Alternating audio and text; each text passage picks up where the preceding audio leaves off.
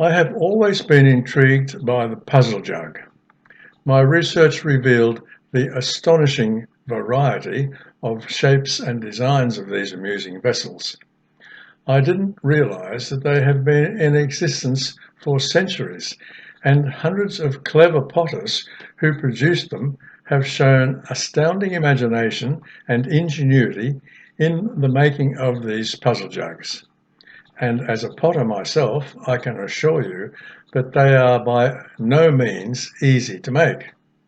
It is not clear exactly who came up with the idea, but there are examples from Britain and several European countries from quite early times.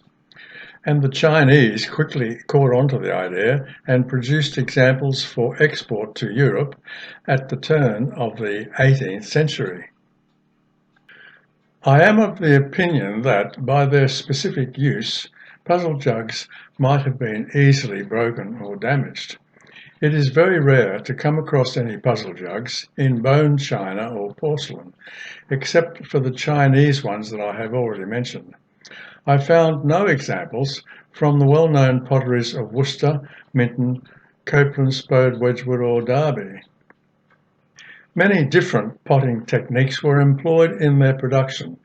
There are numerous earthenware examples in the varying forms or types, such as monochrome and polychrome tin glazewares, slipware and agatewares. But they have also been made in stoneware and salt-glazed stoneware. Decorative techniques encompassed all those we are familiar with, such as clear or coloured glazing, underglaze and onglaze decoration, sgraffito design, majolica and enamel decoration. There are many designs of puzzle jugs, but most followed the same format: a bulbous bottom where liquid was held, a perforated or latticework neck, and several spouts or channels at the top. Puzzle jugs also had a handle, and there was a secret hole which had to be stopped to ensure successful sucking of the liquid contents. They were also called suction jugs. In the early days, puzzle jugs were intended as an amusing tavern game or a conversation piece during a dinner party. One can only imagine the popularity of these objects in homes and taverns as drinkers attempted to consume the contents without causing a spill. After a long and alcohol-induced evening, it became an increasing challenge, I'm sure.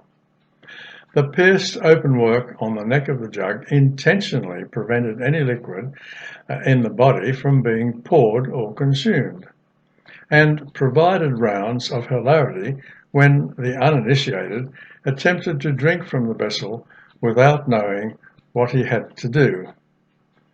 Additional holes that were cleverly concealed made the challenge even more confounding. Now finally, let's reveal the secret of the puzzle jug, which lies in the construction of the vessel. Generally, the hollow tubular rim has one functioning nozzle and two or more dummy nozzles. These false spouts are connected to the lower handle, which forms a siphon from the lower part of the body. The suction, however, is broken by a small hole beneath the top of the handle. To successfully drink without spilling, the drinker must place his thumb over the hole and the other various holes in order to create a vacuum that allows him to suck the liquid from the jug up through the handle, around the rim and out through the one functioning nozzle. Did you get that?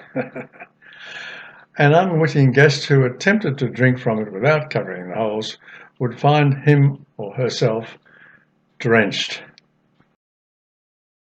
Now sit back and relax while I show you some excellent examples of these puzzling ceramic masterpieces. The first example is this puzzle jug made by Bernard Palissy in the later part of the 16th century, which substantiates the notion that the idea of the puzzle jug is very old indeed. These rather basic slip-decorated English single spout jugs are from the same period, dated 1571. This most unusual one comes from Hungary, and its date is somewhere in the 17th century, and the one on the right is a German stoneware jug with a metal lid, which was a popular addition to jugs, mugs and steins of that era.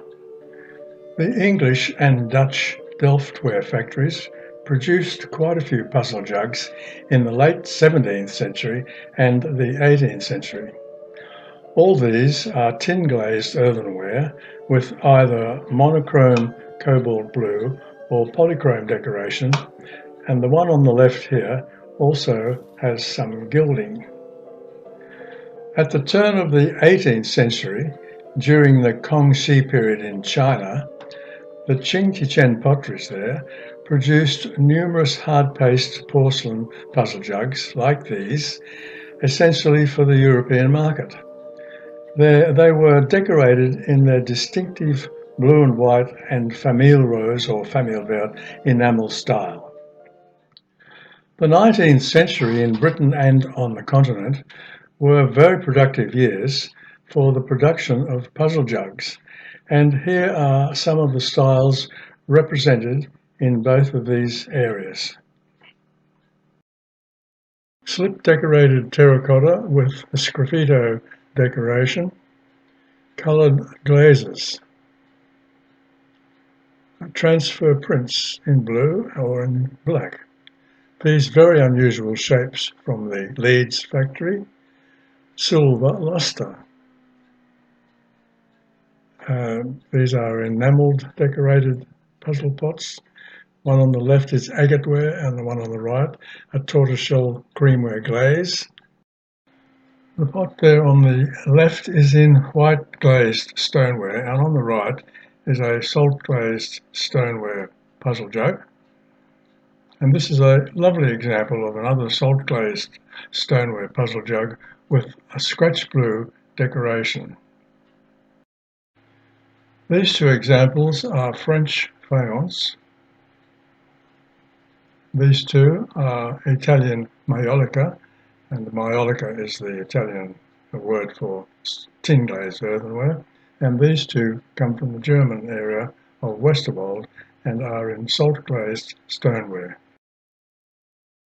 Now you may have noticed that particularly the English puzzle jugs had a verse inscribed on the vessel challenging the drinker to drink without spilling, like these.